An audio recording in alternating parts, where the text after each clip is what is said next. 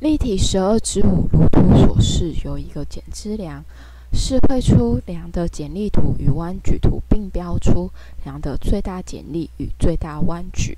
好，那我们可以看到剪枝梁上面有2个负荷，一个是集中负荷200牛顿，一个是弯举负荷100牛顿公尺。那画图之前，第一步骤就是要先求出 RA 跟 RB， 才能接下来继续画。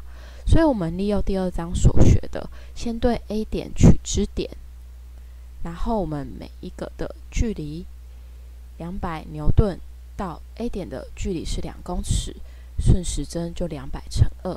再来就是 RB 的部分，我们的反力 RB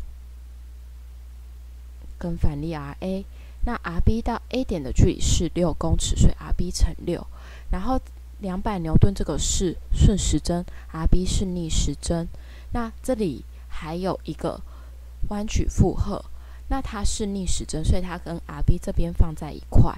然后它本身看单位就可以知道说，它本身已经乘上距离，它就是已经是一个弯举力矩了。所以我们其实只要做加减就可以了，不用再乘以距离了。然后至于 RA 的部分，因为通过支点，所以不用算，所以主要是这3个力量，顺时针的放一块，逆时针的放一块，这样就可以求出我们的 RB 是50牛顿。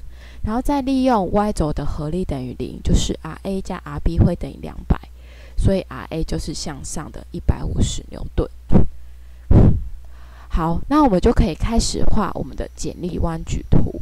所以一样在这里先画长长的直线，然后我们就是原点0给它画出来，原点0画出来。好，那一开始是 RA 向上的150，接下来这一段没有任何力量，所以水平线过来即可。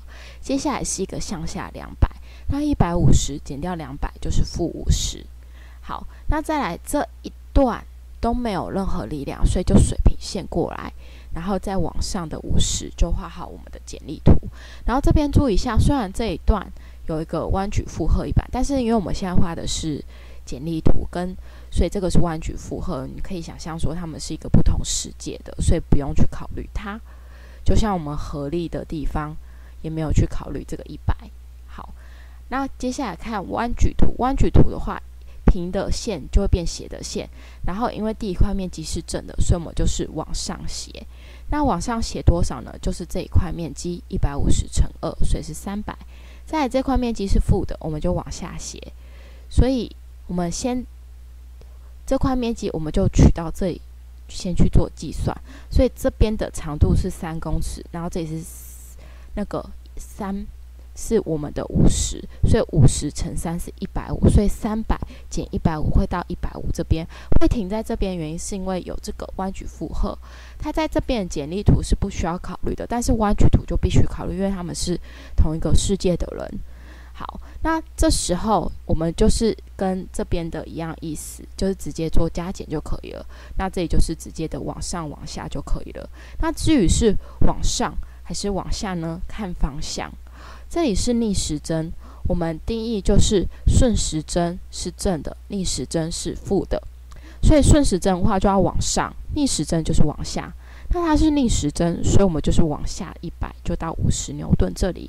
好，那再来这个最小块的面积就是1公尺乘50，所以是50，所以我们就50减50就回到原点，完成我们的弯举图。好，那画出来的话就可以标剪力的最大值跟弯举的最大值。